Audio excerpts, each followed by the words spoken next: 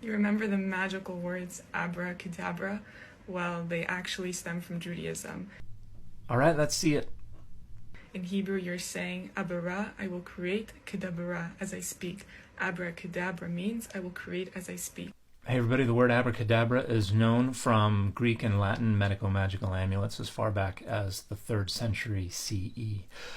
But the earliest attempt anyone can find to identify a Semitic etymological root for the word comes from the late 1800s. 1891 is the first text that seems to do this, a text called the Cyclopedia of Biblical, Theological, and Ecclesiastical Literature, and it only identifies the second part of the word, kadabra, as Aramaic, as coming from the Aramaic word dibura, which means speech or utterance, and is a borrowing of a noun from Hebrew.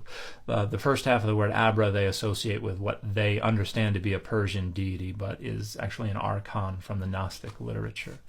Now, in the 1900s, people really focused on Aramaic, not Hebrew, as the etymological root for this word, but for this to work, it would have to be a combination of Hebrew and Aramaic that is not only not conjugated correctly, but is also not pronounced correctly. Abra could theoretically come from the root beit resh yod, but it would have to be pronounced something a little closer to evrei in order to be I will create.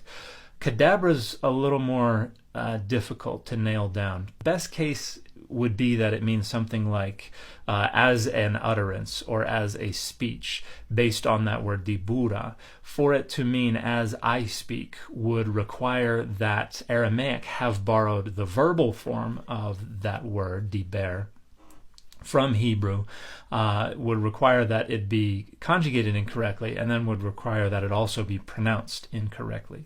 So while it is not entirely outside the realm of possibility that this is based on these Aramaic words, that these Greek and or Latin authors misheard, misunderstood these words and came up with this word abracadabra, the fact that the earliest proposal that this is based on Aramaic comes from around 6 centuries after our earliest witness to this word, and the fact that it's not incredibly close, for me, suggests this strains the bounds of plausibility.